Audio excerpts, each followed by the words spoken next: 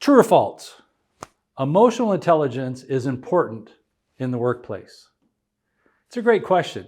I probably could ask 100 people that, and probably the best answer would be, well, it depends, right? And I'm like, well, what do you mean it depends? Well, it depends if we have money or not. Because if you really think about it, when companies look at this thing called emotional intelligence, you kind of get this idea of, oh, there's that touchy-feely stuff, or there's that human messy stuff. Because, you know, in the end, people are messy. Humans are messy.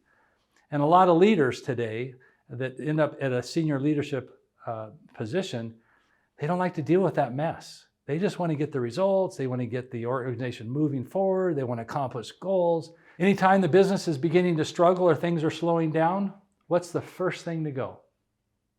And you all know the answer to that question. It's the dollar spent on developing people. Isn't that sad? That as we look at our most important resource is people. I hear leaders say that all the time. Most important resource, my people. I love my people. But yet, when things get tight, the thing that they do most commonly is they just shut off the money that's in developing people. Because, well, we don't have time for that. We got to get people back to work. We got to get people. We can't afford for people to lose their opportunities to close whatever sales or whatever it is. So as we're talking about this today, this idea of emotional intelligence in the workplace, we're not talking about a soft skill. We're talking about something that's really hard, takes a lot of work. And if you aren't willing to put the work into it, then you will not reap the benefits that come from it. So when we talk about results and what kind of results are out there, there's been all kinds of data centered around this idea of emotional intelligence, but Dr. Goleman, kind of the father of emotional intelligence, actually I'd probably say more like a son of, because there's two other professors that really spurred his interest in this idea of emotional intelligence. But Dr. Goleman says this: emotional intelligence can help people make better decisions. This increased effectiveness is invaluable for businesses, essential for education, and transformational for personal life. So isn't that interesting? Of all the things that he could pick as one of the most important things that could happen is emotional intelligence helps people make better decisions. So think about that. Think about your life, your personal or professional. Think about the decisions that you make and how those decisions are turning into results that you're getting. Are any of those results that you're getting right now, you're kind of sitting there going, man, I wish that wasn't happening. I wish I wouldn't get that.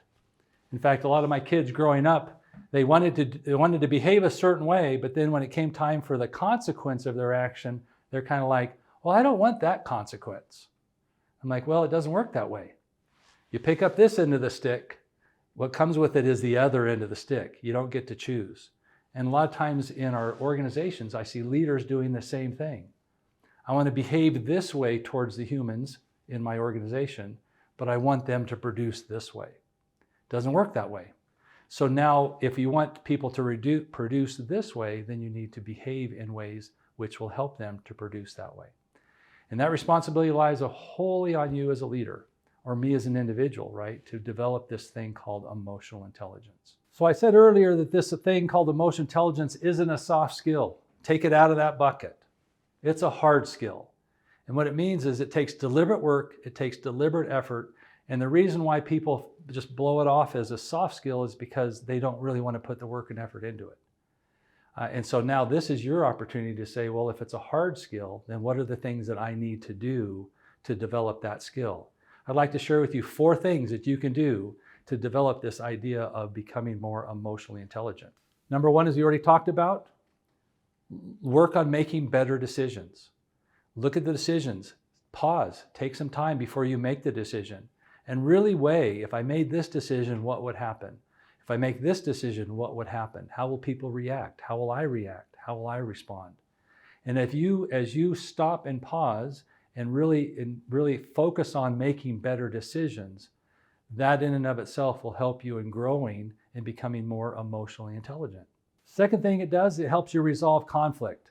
Think about it. Think about a conflict you had just yesterday, last week. What was really the source of that conflict?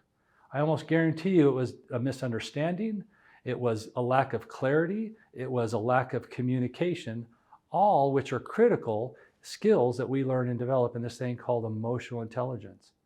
Imagine if you could resolve conflict quicker. What is conflict costing you in your organizations right now? So that's why in this workplace, the ability that we have to resolve conflicts quick and resolve them and move on so that we can get to the real work at hand is critical in your success. So that's one of the things you can do, is focus your emotional intelligence and the things you learn on helping you to resolve conflict. And finally, what we all want is we all want better results. So isn't it interesting that we turn away from those things, those soft skills, those human skills, because it just takes too much time. But yet most of our conflict is caused because of the things that are happening among the humans in our workplace. So if we can begin to calm down the conflicts, if we can begin to make better decisions, then we'll get better results. Isn't that what we all want? Isn't that what you want as a leader? Isn't that what you're being paid to do, is to deliver results? So if you want to do that, take on the challenge to take on this hard skill of learning how to bring emotional intelligence into your workplace. And as you do, you'll find great success in the journey that you're on. So to help you on your journey of building this workplace of emotional intelligence, we want you to take advantage of our free assessment down below, our emotional intelligence assessment. And as you get that assessment, look at the data, evaluate the data, identify where you need to improve, and begin to go to work on it. And put deliberate work and effort into it, and it will pay off in dividends. And as you do that, and you grow in emotional intelligence, you can help us on our journey of putting the human back into humanity.